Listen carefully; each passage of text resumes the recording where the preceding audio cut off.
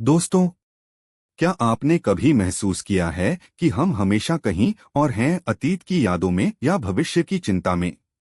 लेकिन क्या आप जानते हैं कि असली जीवन यहाँ और अभी आपके सामने मौजूद है, बस देखने की आंख चाहिए और महसूस करने का साहस। आज हम एक ऐसी यात्रा पर चलेंगे जहाँ समय थमता है, मन शांत होता है और हम अपने सच्चे आत्मा के स्रोत से जुड़ते हैं। यही है द पावर ऑफ नाउ। अध्याय एक, आप अपने मन नहीं हैं। दोस्तों, क्या आपने कभी गौर किया है कि हमारा मन कभी चुप नहीं रहता? सुबह उठते ही वो बोलना शुरू कर देता है, आज क्या होगा, वो बात मुझे नहीं कहनी चाहिए थी, कल की मीटिंग कैसी जाएगी, और रात को सोते वक्त तक वो चलता रहता है। हम समझते हैं कि यही हम हैं, पर एकहार्ट टोले कहते हैं, आप अपने विचार नहीं हैं। जरा सोचिए, जब आप अपने विचारों को देखते हैं तो देखने वाला कौन है? वो देखने वाला ही आपकी असली चेतना है, आपका वास्तविक अस्तित्व। मन तो सिर्फ एक उपकरण है, जैसे मोबाइल फोन, जो तब तक उपयोगी है जब तक आप उसे चलाते हैं, लेकिन अगर वही आपको चलाने लगे तो क्या होगा? यही आज के समय की सबसे बड़ी समस्या है, मन ने मालिक की जगह ले ली है। लेखक बताते हैं कि मन लगातार अतीत और भविष्य के बीच झूलता रहता है, पर वर्तमान क्षण में रहना नहीं जानता। जब हम मन से पूरी तरह जुड़ जाते हैं, तब हम चिंता, तनाव और भय में घिर जाते हैं। और सबसे दिलचस्प बात, मन की शक्ति तभी घटती है जब आप उसे देखना शुरू करते हैं। जैसे ही आप अपने विचारों को बिना प्रतिक्रिया दिए अवलोकन करते हैं, आप मन से ऊपर उठ जाते हैं। तोले कहते हैं, मन को शांत करने का प्रयास मत करो, बस उसे देखो। जब आप भीतर की आवाज को बिना विरोध के सुनते हैं, तो एक गहरा सन्नाटा महसूस होता है। वह सन्नाटा ही आपकी सच्ची उपस्थिति है। वे एक सुंदर उदाहरण देते हैं, अगर आप बारिश की आवाज को ध्यान से सुने तो धीरे धीरे विचार रुक जाते हैं और आप सिर्फ उस पल में रह जाते हैं। वही पल द पावर ऑफ नाउ, वर्तमान की शक्ति है। तो दोस्तों, पहला कदम है अपने विचारों से मुक्त होना। क्योंकि आप अपने विचार नहीं हैं, आप वो हैं जो उन विचारों को देख सकता है। अध्याय 2, चेतना, पीड़ा से मुक्ति का मार्ग। दोस्तों, क्या आपने कभी सोचा है कि हम पीड़ा क्यों महसूस करते हैं? कभी किसी की बात से दुख, कभी किसी घटना से चोट, कभी अपने ही विचारों से तकलीफ। एकहार्ट टोले कहते हैं, दुख का असली कारण घटना नहीं है, बल्कि हमारा उसके प्रति अचेत रहना है। हमारा शरीर, मन और भावनाएं, ये तीनों मिलकर पीड़ा का क्षेत्र बनाते हैं। लेखक इसे पेन बॉडी कहते हैं। यह एक ऐसी ऊर्जा है जो हमारे भीतर जमा होती जाती है जब हम पुराने दुखों को छोड़ नहीं पाते। हर बार जब हम अतीत की कोई पीड़ा याद करते हैं, वह पेन बॉडी फिर से सक्रिय हो जाती है। अब सवाल उठता है, इससे मुक्ति कैसे पाएं? टोले कहते हैं, सिर्फ चेतना के प्रकाश से। जब आप अपनी पीड़ा को बिना विरोध के देखते हैं, स्वीकार करते हैं, तो वह धीरे धीरे मिटने लगती है। जैसे अंधकार में दीपक जलते ही अंधेरा गायब हो जाता है, वैसे ही जागरूकता से पीड़ा घुल जाती है। वे कहते हैं, दुख को देखने वाला आप दुख नहीं हैं। यह समझना बहुत गहरा है दोस्तों।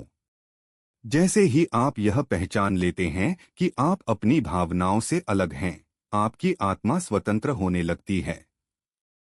तब न क्रोध आपको निगलता है, न डर आपको बांधता है।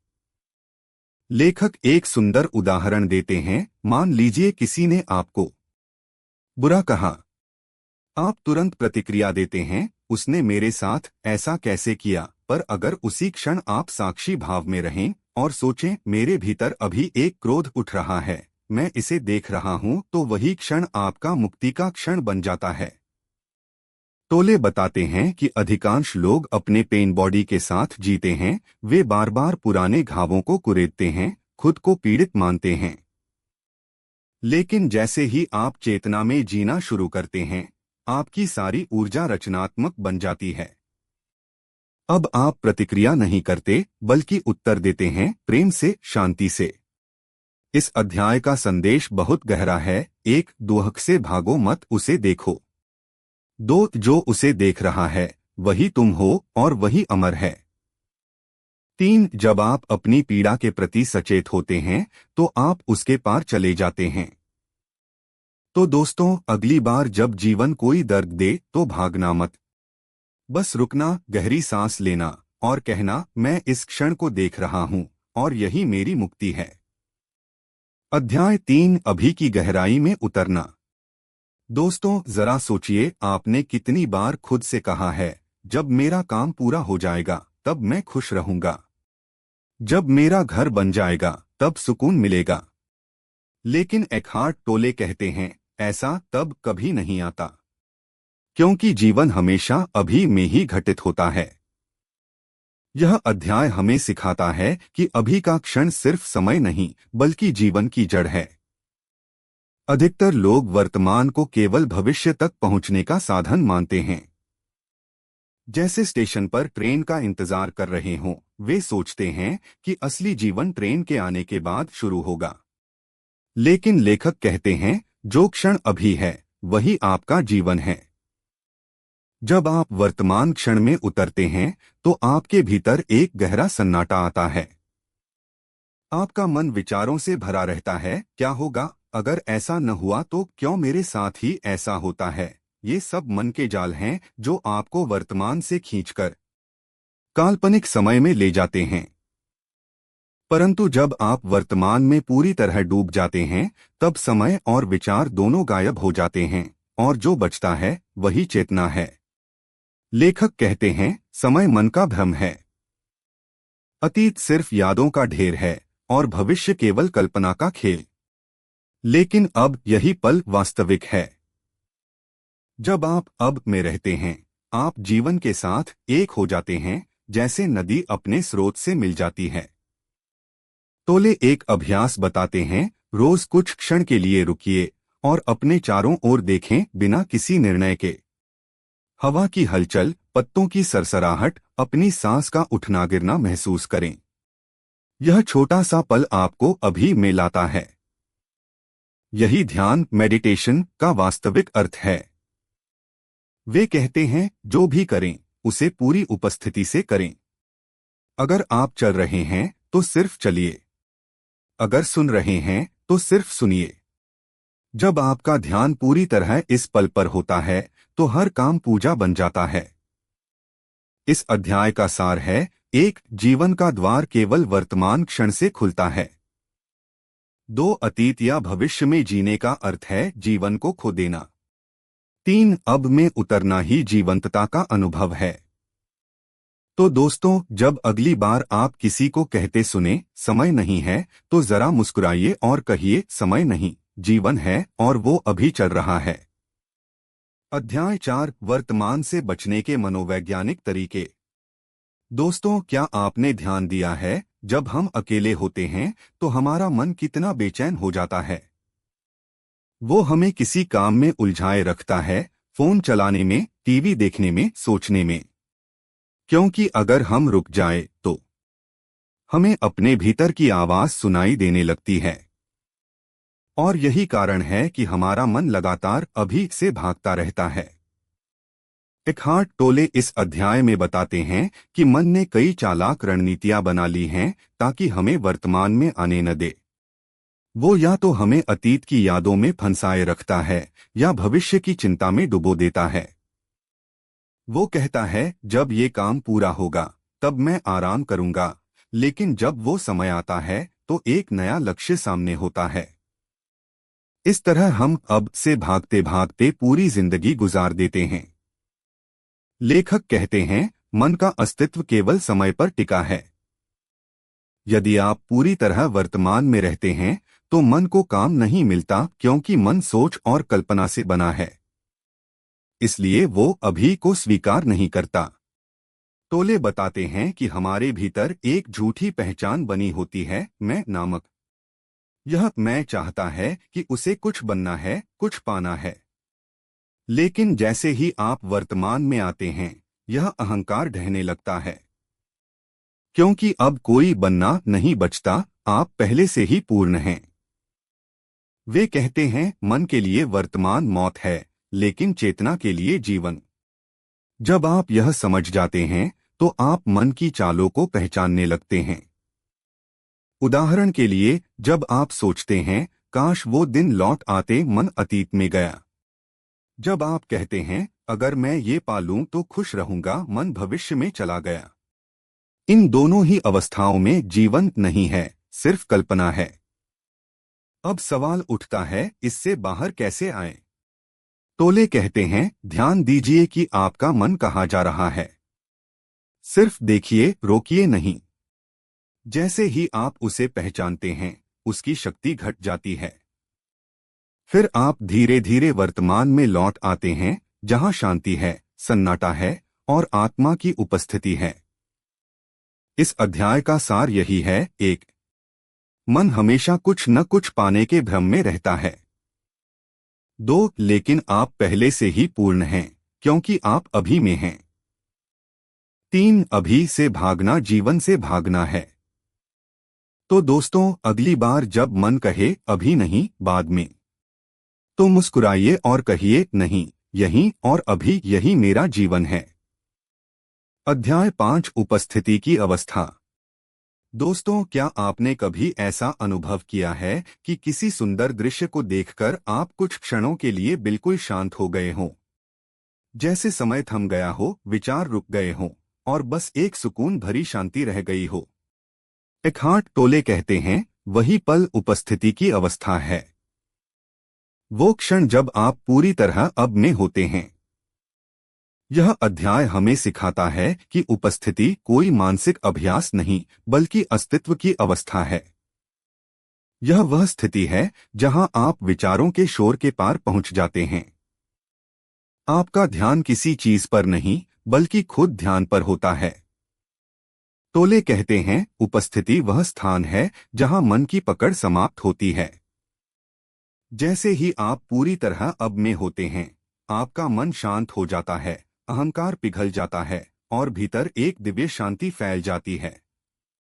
वो कहते हैं उपस्थिति का अर्थ है जो है उसे बिना विरोध के स्वीकार करना। अब सोचिए, हम अक्सर हर चीज का प्रतिरोध करते हैं, यह ऐसा क्यों हुआ, ऐसा नहीं होना चाहिए था। लेकिन जब आप उपस्थिति में आते हैं तो आप देख पाते हैं कि हर क्षण वैसा ही होना चाहिए जैसा है, क्योंकि वह जीवन की धारा का हिस्सा है। टोले बताते हैं कि उपस्थिति कोई ध्यान की मुद्रा नहीं है, यह तो हर स्थिति में संभव है। जब आप चलते हैं, जब बात करते हैं, जब काम करते हैं या जब किसी को सुनते हैं। अगर आपका पूरा ध्यान उस क्षण में है तो आप उपस्थित हैं। वे कहते हैं आपकी उपस्थिति दूसरों के भीतर भी उपस्थिति को जागृत करती है। इसलिए जब कोई व्यक्ति शांत, जागरूक और वर्तमान में होता है तो उसका प्रभाव दूसरों पर भी पड़ता है। जैसे किसी कमरे में एक दीपक जल जाए तो अंधेरा अपने आप मिट जाता है। टोले एक अद्भुत बात कहते हैं, मनुष्य का असली उद्देश्य बाहरी उपलब्धि नहीं, बल्कि भीतरी उपस्थिति है। जब आप इस अवस्था में होते हैं तो जीवन के उतार चढ़ाव आपको हिलाते नहीं। आप बाहर से सक्रिय रहते हैं पर भीतर से स्थिर, जैसे समुद्र की लहरें ऊपर नीचे हों पर उसकी गहराई हमेशा शांत हो। इस अध्याय का सार यही है, एक, उपस्थिति का अर्थ है वर्तमान क्षण में पूर्ण जागरूकता के साथ रहना। 2, यही अवस्था मन, समय और अहंकार से परे है। 3, यही द पावर ऑफ नाउ का हृदय है। तो दोस्तों, आज से एक प्रयोग कीजिए, जब भी किसी से बात करें पूरी तरह सुनिए, न अपने दिमाग से बल्कि अपने दिल से, क्योंकि उस क्षण आप वर्तमान में नहीं बल्कि जीवन में होंगे। अध्याय 6, आंतरिक शरीर से जुड़ना। दोस्तों, जब हम शरीर शब्द सुनते हैं तो हम क्या सोचते हैं? हाथ, पैर, चेहरा, अंग। लेकिन एकहार्ट टोले कहते हैं आपका असली शरीर वह नहीं जो आप आईने में देखते हैं। आपका सच्चा शरीर ऊर्जा का शरीर है जो भीतर जीवित है, संवेदनशील है और हमेशा अब में मौजूद है। इस अध्याय में लेखक हमें एक बेहद सुंदर अनुभव की ओर ले जाते हैं। वे कहते हैं, अगर आप वास्तव में वर्तमान क्षण में जीना चाहते हैं तो अपने आंतरिक शरीर से जुड़िए। अब आप सोच रहे होंगे, आंतरिक शरीर से जुड़ना कैसे? टोले एक बहुत सरल तरीका बताते हैं। बस कुछ क्षणों के लिए अपनी आंखें बंद करें और अपने शरीर को भीतर से महसूस करें। ना सोचिए, ना कल्पना कीजिए, बस महसूस कीजिए। आपको अपने हाथों, पैरों, सीने या पेट में हल्की ऊर्जा सी महसूस होगी। वह जीवंतता ही आपका आंतरिक शरीर है। वे कहते हैं, जब आप अपने शरीर की जीवंत ऊर्जा को महसूस करते हैं, तब आप मन से बाहर निकलकर चेतना में प्रवेश करते हैं। हमारा मन हमेशा बाहरी दुनिया में भागता रहता है, काम, मोबाइल, चिंताएं, योजनाएं। लेकिन जब हम अपने भीतर के शरीर को महसूस करना शुरू करते हैं तो हमारा ध्यान भीतर लौट आता है और हम अभी में उतर जाते हैं। यह एक ध्यान की अवस्था है, पर बिना किसी कठिन अभ्यास के। टोले समझाते हैं कि शरीर को महसूस करना हमें जागरूकता से जोड़ता है, क्योंकि शरीर हमेशा अब में है। वो न अतीत जानता है, न भविष्य। अगर आप शरीर के माध्यम से अपने भीतर लौटते हैं तो मन का शोर स्वतः शांत होने लगता है। वे एक रोचक तुलना करते हैं, आपका शरीर दरवाजा है और चेतना उस दरवाजे के पार का आकाश। अगर आप इस दरवाजे पर ध्यान केंद्रित करते हैं तो धीरे धीरे आप अपने भीतर की असीम शांति में प्रवेश करने लगते हैं। लेखक यह भी कहते हैं कि जब आप अपने शरीर से गहराई से जुड़ जाते हैं तो नकारात्मक भावनाएं जैसे गुस्सा, डर, जलन, ये सब पिघलने लगती हैं, क्योंकि आप अब उनसे पहचान नहीं जोड़ते, बस उन्हें महसूस करते हैं और जाने देते हैं।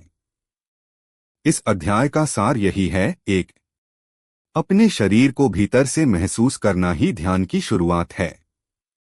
2, आंतरिक शरीर आपको मन के शोर से बाहर लाकर चेतना की गहराई में ले जाता है। 3, और जब आप अपने शरीर में उपस्थित होते हैं तो आप वास्तव में जीवित होते हैं। तो दोस्तों, आज एक प्रयोग कीजिए। जब भी तनाव हो, बस रुकिए और अपने शरीर को भीतर से महसूस कीजिए। वो हल्की गर्माहट, वो ऊर्जा, वही आपकी उपस्थिति है, वही अब का जीवंत अनुभव है। अध्याय 7, अप्रकट, भीतर की गहराई का प्रवेशद्वार। दोस्तों, एकहार्ट टोले इस अध्याय में एक गहरी सच्चाई बताते हैं कि इस ब्रह्मांड में जो कुछ भी दिखता है उसके पीछे एक अदृश्य, मौन और अनंत ऊर्जा है, जिसे वे कहते हैं दी अनमैनिफेस्टेड, अप्रकट। अप्रकट क्या है? वह सत्ता है जो हर चीज के पीछे है। पेड़ों के पीछे की चेतना, हमारी सांस के पीछे की उपस्थिति और हर जीवन में बहने वाली वही ऊर्जा। टोले कहते हैं, यह वह गहराई है जहां से सब कुछ उत्पन्न होता है और जहां सब कुछ लौट जाता है। लेकिन प्रश्न है, हम वहां कैसे पहुंचें? कैसे उस अप्रकट सत्ता का अनुभव करें? लेखक कहते हैं, इस गहराई में प्रवेश के कई द्वार हैं और वे हम सबके भीतर मौजूद हैं। पहला द्वार, मौन, साइलेंस। जब आप शांति से बैठते हैं और शब्दों के बीच के अंतराल को सुनते हैं तो एक सन्नाटा महसूस होता है। वह सन्नाटा सिर्फ ध्वनि का अभाव नहीं है, वह स्वयं अप्रकट की झलक है। टोले कहते हैं, मौन ईश्वर की भाषा है। दूसरा द्वार, स्थिरता, स्टिलनेस। जब आपका शरीर और मन दोनों शांत हो जाते हैं तब आप अपने भीतर की निष्कंप ऊर्जा को महसूस करते हैं। वह स्थिरता किसी नीरसता की नहीं, बल्कि पूर्ण उपस्थिति की है। यही वह क्षण है जहां मन खत्म हो जाता है और आप शेष रहते हैं। तीसरा द्वार, आंतरिक शरीर की चेतना। जब आप अपने शरीर की जीवंतता को महसूस करते हैं, वो हल्की सी ऊर्जा, वो भीतर की धड़कन, वही आपको अप्रकट की उपस्थिति से जोड़ती है। टोले कहते हैं कि हर बार जब आप अभी में पूर्ण रूप से उपस्थित होते हैं, आप अप्रकट के द्वार पर खड़े होते हैं, क्योंकि वर्तमान ही वह पुल है जो प्रकट और अप्रकट को जोड़ता है। वह समझाते हैं कि मृत्यु भी इस अप्रकट में लौटना है। लेकिन जो व्यक्ति अभी में जीना सीख लेता है वह मरने से पहले ही मृत्यु को जीत लेता है, क्योंकि उसने उस असीम शांति को छू लिया है जहां कुछ भी खत्म नहीं होता। लेखक कहते हैं, अप्रकट तक पहुंचने का अर्थ है अपने भीतर के मौन, स्थिरता और चेतना को पहचानना। वहां कोई भय नहीं, कोई इच्छा नहीं, बस शुद्ध अस्तित्व है। इस अध्याय का सार यही है, एक, अप्रकट कोई जगह नहीं बल्कि एक अवस्था है। दो, जब आप मौन, स्थिरता और जागरूकता में रहते हैं तो आप उसी में प्रवेश करते हैं। तीन, वहीं पर शांति, प्रेम और अमरता का सागर है। तो दोस्तों, अगली बार जब आप किसी गहरी शांति को महसूस करें, चाहे वह रात के सन्नाटे में हो या किसी क्षण के मौन में, तो जान लीजिए आप अप्रकट को छू रहे हैं, वही जहां से जीवन शुरू होता है और वहीं लौट जाता है।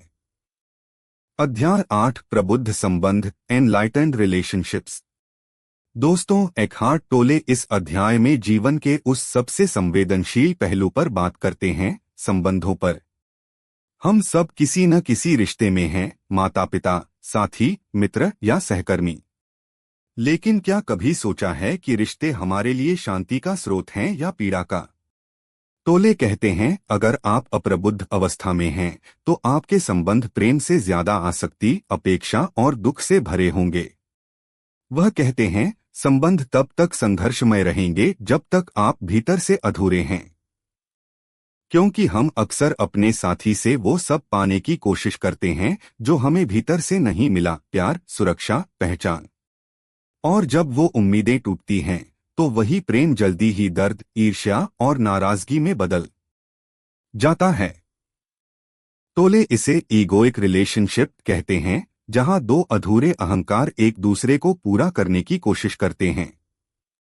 यह ऐसा है जैसे दो खाली पात्र एक दूसरे से पानी मांग रहे हों। फिर वो समाधान बताते हैं कि सच्चा प्रेम तभी संभव है जब हम उपस्थित हों, जब हमारा ध्यान इस क्षण में हो और जब हम अपने साथी को देखें, न कि अपने विचारों के पर्दे से। वह कहते हैं, प्रेम का अर्थ है किसी को वैसे ही स्वीकार करना जैसा वह है। और जब आप पूर्ण रूप से वर्तमान में होते हैं तब संबंध एक आध्यात्मिक अभ्यास बन जाता है। प्रबुद्ध संबंध का अर्थ है जहां दो व्यक्ति एक दूसरे को बदलने की कोशिश नहीं करते, बल्कि साथ मिलकर वर्तमान में जीना सीखते हैं। जहां झगड़े या असहमति भी एक अवसर बन जाते हैं अपने भीतर के अहंकार को देखने का, और जहां मौन संवाद से भी गहरा होता है। टोले कहते हैं, जब कोई व्यक्ति आपको गुस्सा दिलाता है तो वह वास्तव में आपके भीतर छिपे अप्रबुद्ध हिस्से को उजागर करता है।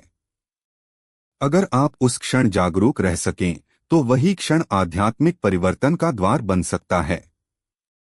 लेखक समझाते हैं कि प्रेम कोई भावना नहीं बल्कि उपस्थिति की अवस्था है, एक ऐसी ऊर्जा जो तब प्रकट होती है जब मन शांत होता है। और जब दोनों साथी इस अवस्था में पहुंच जाते हैं तो उनका संबंध केवल मानवीय नहीं बल्कि दैवीय बन जाता है। वह अंत में कहते हैं, सच्चा प्रेम किसी को पाने या रखने की कोशिश नहीं करता, वह केवल होने की अनुमति देता है। तो दोस्तों, अगर आप अपने रिश्तों में सच्ची शांति चाहते हैं तो पहले खुद से मित्रता कीजिए, क्योंकि जब आप अपने भीतर प्रेम से भर जाते हैं तब आपके सारे संबंध स्वतः प्रबुद्ध हो जाते हैं। अध्याय 9, आपका आंतरिक उद्देश्य। दोस्तों, हम अक्सर अपने जीवन को बाहरी लक्ष्यों से जोड़ते हैं, करियर में सफलता, पैसा, समाज में मान्यता, घर, परिवार, पद। लेकिन एकहार्ट टोले कहते हैं, ये सब केवल बाहरी उद्देश्य हैं। सच्चा जीवन, सच्ची खुशी वही आती है जब हम अपने आंतरिक उद्देश्य को पहचानते हैं। आंतरिक उद्देश्य क्या है? यह वह अवस्था है जहां आप लगातार वर्तमान में रहते हैं, जहां आपका ध्यान बाहरी दुनिया के चक्रव्यूह में नहीं उलझता और जहां आपका अस्तित्व स्वयं में पूर्ण होता है। लेखक कहते हैं, आपका आंतरिक उद्देश्य केवल एक ही है, हर संभव तरीके से अभी में उपस्थित रहना। यह शायद सरल लगता है, लेकिन सच में बहुत गहरा है, क्योंकि हम हर समय अतीत और भविष्य में जी रहे होते हैं, मन और अहंकार लगातार हमें कहीं और ले जाते हैं। जब आप अपने आंतरिक उद्देश्य पर ध्यान केंद्रित करते हैं तो आपका मन धीरे धीरे शांत होता है, आपके कार्यों में शांति और सहजता आती है और जीवन का हर अनुभव पूर्ण और सार्थक प्रतीत होता है। टोले बताते हैं कि आंतरिक उद्देश्य का पालन करते हुए आप बाहरी दुनिया में भी अपने कार्यों को प्रभावशाली बना सकते हैं। लेकिन फर्क यह है, अब आप परिणाम के पीछे नहीं बल्कि प्रक्रिया के साथ जुड़े रहते हैं। हर काम, चाहे छोटा हो या बड़ा, एक प्रकार की ध्यान साधना बन जाता है।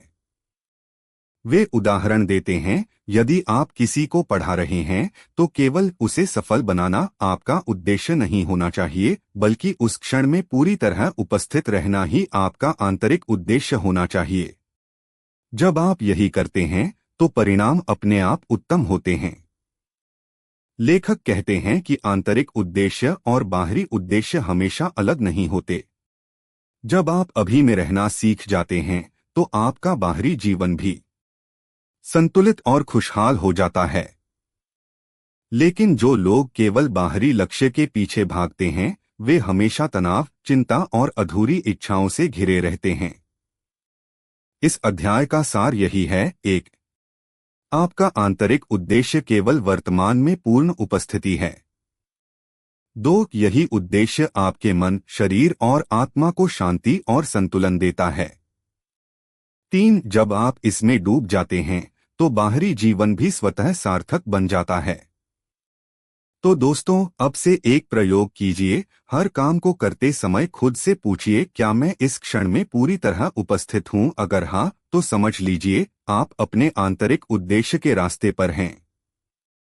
अध्याय 10, ऊर्जा, प्रकाश और अनंत। दोस्तों, इस अध्याय में एकहार्ट टोले हमें जीवन की सबसे गहरी और दिव्य सच्चाई से रूबरू कराते हैं कि हर क्षण, हर अनुभव, हर सांस ऊर्जा और प्रकाश से भरा हुआ है और यही प्रकाश हमें अनंत से जोड़ता है। वे कहते हैं, जब आप वर्तमान में पूरी तरह उपस्थित होते हैं तब आप जीवन की ऊर्जा को महसूस कर सकते हैं। यह ऊर्जा केवल मन और शरीर की सीमा तक नहीं है, यह पूरे ब्रह्मांड में प्रवाहित होती है। टोले इस अध्याय में समर्पण, सरेंडर की महत्ता बताते हैं। यह समर्पण किसी व्यक्ति या परिस्थिति के आगे हार मानने जैसा नहीं है, बल्कि यह स्वीकार करने जैसा है कि जो कुछ भी इस क्षण में है वह वैसा ही होना चाहिए। जब आप इसे स्वीकार करते हैं तो मन शांत होता है और आप उस ऊर्जा और प्रकाश से एकाकार हो जाते हैं। वे समझाते हैं कि हम अक्सर अपने जीवन में नियंत्रण की कोशिश करते हैं, लेकिन नियंत्रण का प्रयास मन और अहंकार को मजबूत करता है और हमें पीड़ा में डालता है। सच्चा शांति और शक्ति स्वीकृति और समर्पण में है। जैसे ही आप समर्पित होते हैं आप अपने भीतर की असीम शक्ति से जुड़ जाते हैं। टोले कहते हैं, प्रत्येक क्षण प्रकाश का एक द्वार है। जब आप उसे पहचानते हैं तो आप अनंत में प्रवेश करते हैं। यहाँ अनंत केवल मृत्यु के बाद का कोई स्थान नहीं है, बल्कि यह सदैव उपस्थित चेतना है जो हर पल हमारे भीतर और चारों ओर बहती रहती है। जब आप इस अनंत में डूब जाते हैं तो डर, चिंता और समय की सीमाएं खत्म हो जाती हैं। आप केवल जीवित अनुभव होते हैं। इस अध्याय में लेखक यह भी बताते हैं कि यह अनुभव हर व्यक्ति के लिए अलग होता है। किसी को यह अनुभव ध्यान, किसी को मौन, किसी को प्रेम और किसी को प्रकृति में मिलता है। लेकिन मूल बातें हमेशा समान हैं, उपस्थिति, समर्पण और चेतना का अनुभव। अंततः इस अध्याय का सार यही है, जीवन ऊर्जा और प्रकाश से भरा है। समर्पण से आप उस ऊर्जा से एकाकार हो जाते हैं। यही अनुभव अनंत और अमर जीवन की कुंजी है। तो दोस्तों, जब भी जीवन कठिन लगे, याद रखिए, हर पल ऊर्जा है, हर क्षण प्रकाश है और आप हमेशा अनंत के साथ जुड़े हैं। बस उसे महसूस कीजिए, स्वीकार कीजिए और समर्पित हो जाइए। दोस्तों, जीवन कहीं और नहीं है, यह बस अभी में है। भूतकाल और भविष्य की उलझनों को छोड़कर हर पल को पूरी उपस्थिति और जागरूकता के साथ जीना ही असली स्वतंत्रता है। याद रखिए, हर सांस, हर अनुभव, हर क्षण, यही आपकी शक्ति है। यही द पावर ऑफ नाउ है। धन्यवाद।